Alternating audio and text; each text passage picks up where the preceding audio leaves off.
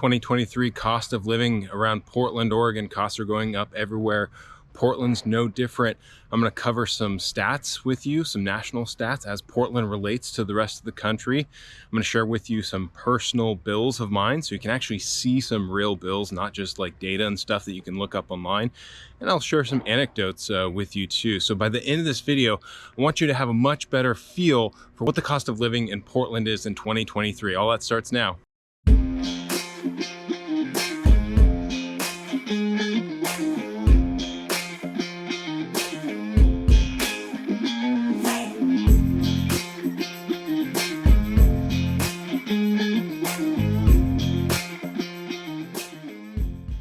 All right, so the first thing I thought I would start off with, very timely, my wife actually went to Costco yesterday.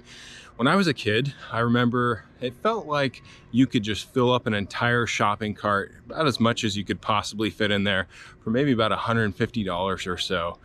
Not so anymore. It's very easy to get up into 300-400s, and if you have a bigger family like I do, up into the 500s. Now, I'm gonna be honest, I don't look at these receipts really hardly ever. So I don't even know what half of the things that are itemized on here are, but there's a couple things that jumped out to me. Costco's famous chickens, those rotisserie chickens, still $4.99.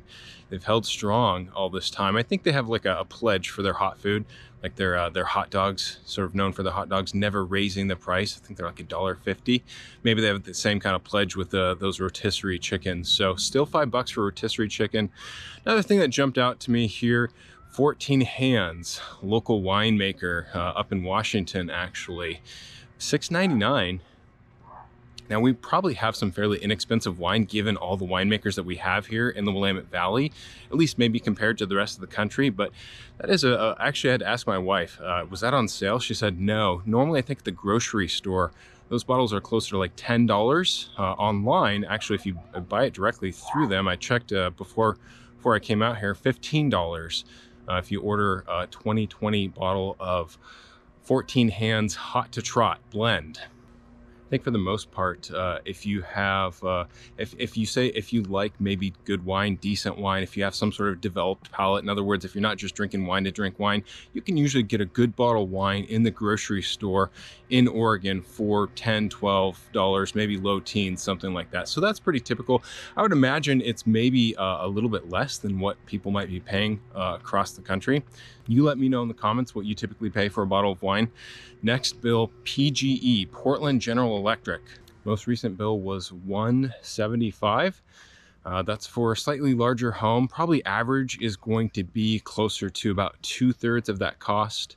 And that's with an energy efficient home. Going to be a little bit more expensive if you have a home that costs a little bit more to cool, which is mostly what we're using our electricity for here. Electricity for the AC. We use gas for the furnace. And we keep the AC pretty cool. If you've watched some of our recent videos, or if you just paid attention to the weather in Portland, it's been pretty warm here lately. Lots of 80s and lots of 80s early on. So we also have small children too. If you have kids, you know that they don't sleep very well when it's warm. So we really keep that AC cranking to keep them sleeping. Their sleep equals our sleep. So not much more important than your kids getting good sleep. Water bill was $178 for the most recent month. Again, we're in the middle of the summer, so that's about as high as it's going to be. That it's a fixed rate at just under $100, so you're going to be paying close to $100 regardless. In the off season, the winter time, probably closer to $125. A lot of that's probably from 4 sprinkler zones, so using a lot of water to keep that landscaping nice and green in the summertime. The gas bill, most recent gas bill was $82. Again, using gas mostly for heating, not a whole lot of heating in the summertime, right? So winter time, that's closer to like low hundreds, maybe $115, $120 or so. My Comcast internet lately has been $88. It was $64 just a few months ago. Not sure why. If you've had Comcast or Xfinity, which I've had for a lot of my life, you'll kind of know that those things tend to vary and they tend to go up often. Probably ran out on my contract, probably trying to get me to sign another contract. I will say it was closer to 130, maybe 140 about a year ago, and then really started to drop off. If you want Starlink, Starlink's 120 bucks a month. I ordered Starlink about a year ago, just haven't set it up yet. At the time, Starlink was 100 bucks a month and my Comcast was closer to 130, so that made more sense. But the Comcast here has actually been cheaper than it's probably been in the last 20 years or so. Now, just based on a general cost of living, Portland, Oregon actually ranks 10th in the country. So we do have a higher cost of living. Of course, cost of living is mostly going to be dictated by home prices. I'll give you the other 9: Bay Area, San Francisco, New York, LA, DC, Boston, Seattle, San Diego, Miami, Chicago, and then Portland rounding out the top 10. So cost of living here is more expensive than most places. Of course, a lot of people coming here are coming from California, LA, San Diego, Bay Area, so they'll find that cost of living here is going to be less expensive. But if you're coming from like Arizona, Texas, anywhere in the Midwest, you're going to find that for the vast majority of your cost of living is going to be higher. So for home prices right now, Portland as it stands, midsummer, it's about $550, mid 500s. We're actually right about where we were about a year ago, which was kind of the peak summer of 2022. That's when housing prices really all across the country hit their highs and then sort of tick down beyond that, tick down into the fall and winter time. A lot of people thought that they might not come back up again, or we might see that crash. As we know, that didn't happen, even despite the higher interest rates. And as for some recent data, I just pulled sales numbers from the past month. And again, this isn't averages for home values, but just sales numbers for the past month in June. Average price for a 2-bedroom, $441, 3-bedroom, $567, 4-bedroom, $831. So 3-bedroom home, average price, average sale for the month of June in Portland was $567,000. Probably kind of surprising for a lot of people that home values have held as strong as they have, especially with rates going as high as they have. It's paused for now, but the Fed, I think, said that they plan a few more rate hikes. Right now, we're in the low 7s. So I think we're really going to test that buyer sentiment here pretty soon. And by the way, welcome back to the channel, or if you're new to this channel, living in Oregon, we share content about the lifestyle, a lot of content about the real estate market. I'm a licensed broker in the state of Oregon. So if you're interested in moving here, if you have questions, you can call us, text us, email us. You can find all of our contact information in the description below. And if you want to see more videos like this, make sure and subscribe to this channel. Now, as far as groceries go, groceries here tend to fall in line with the national average. We do have a fair amount of health food stores and a lot of farms here.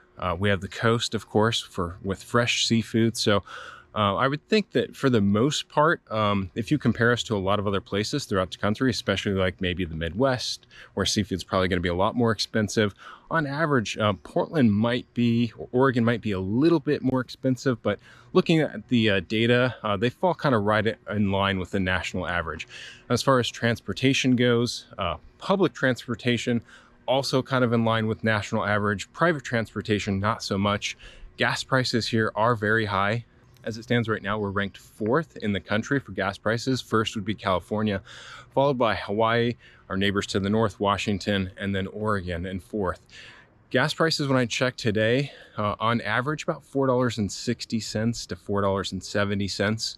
There are places that offer discounts like Fred Meyer Safeway. You can get up to $1 off with your shopping and your points.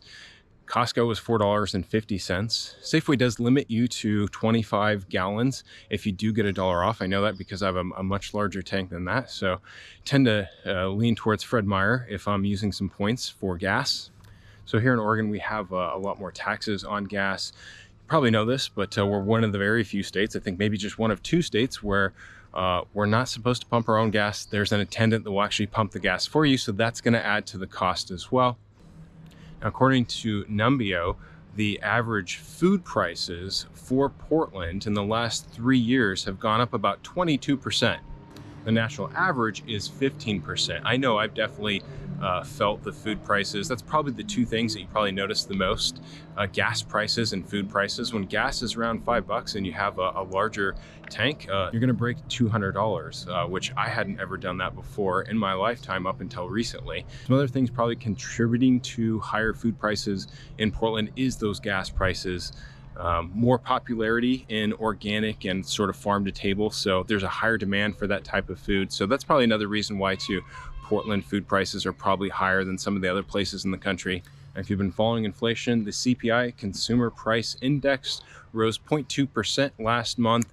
And now the average falls at about 3% for the past 12 months, which is the lowest it's been in the last year. So hopefully we won't expect prices to rise too much more going forward. And then finally, a few little things. I went through and looked at a bunch of restaurants and a lot of menus online. I wanted to get a sense for how much food prices, just kind of more anecdotally, kind of what I'm seeing, instead of, again, just kind of whatever data you might look up online. I wanted to get more of a sense for what that actually looked like, because it really feels like, especially when you go to restaurants, that food prices have gone up quite a bit. And now I certainly don't blame the restaurants, especially what they just went through with the pandemic. And here in Oregon, things were probably more restrictive for businesses, including restaurants. So restaurants here probably had a tougher time. Frankly, I'm surprised more restaurants didn't go out of business, probably propped up by the PPP. Otherwise, many probably would have. But I wanted to take a look at some actual menu prices. Kind of hard to do. A lot of these restaurants will use PDFs. So you can't go back and archive the web and see what prices were for 3 years. So had to use some bigger name chains, but let me give you a few prices here. So first thing, cheeseburgers. Burgers and fries, breweries, those are real big in Portland, Oregon. So a lot of cheeseburgers out here. Looked up a handful of restaurants where I could find prices from 3 years ago. Average was around 12 bucks. Average now from the places I could find, $17, which is a 41% increase. Next thing, picked a salad, Caesar salad. Few restaurants I found in 2020, $11 for that Caesar salad. Now average closer to $16. And if you want to add chicken, it was $4 before, kind of on average, closer to $7 now. All right, how about some chicken Alfredo? Again, I had to choose a chain for this one, so I got Olive Garden. They had the best, the easiest data for me to find. Chicken Alfredo, 2020 was $15.99, 21 bucks now, 31% increase. 8-ounce sirloin steak from Outback Steakhouse in 2020 was $18.99.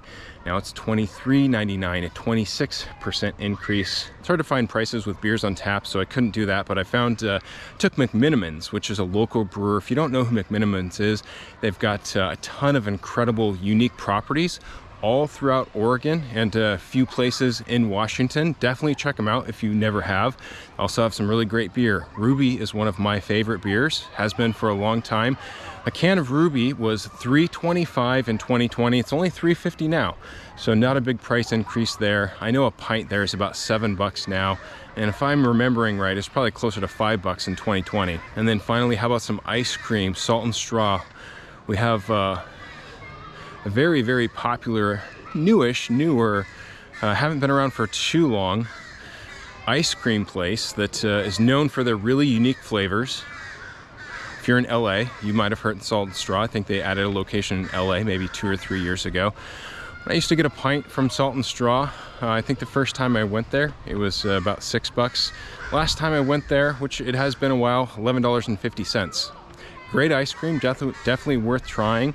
Again, I don't fault some of these people for raising their prices that much, but definitely feels like when I look up the data and food prices are 22% higher in the state of Oregon, according to the data, just kind of looking at some menus, I'm seeing some things that are a little bit higher. Now, I will say I did find a few things that were actually lower in price than they were in 2020, mainly like some breakfast items. So not everything went up. In general, conclusion, cost of living is high in Portland, in Oregon.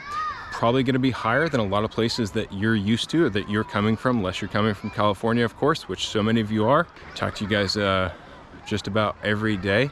Appreciate you watching the channel and reaching out so often. And if this video helped you, give us a thumbs up, lets us know we're doing a good job. And if you got this far in the video, definitely subscribe to see more content like this, as well as other content that's really going to show you what the Portland and the Portland metropolitan area, all the surrounding suburbs, what those areas are like. Until next time, take care, everyone.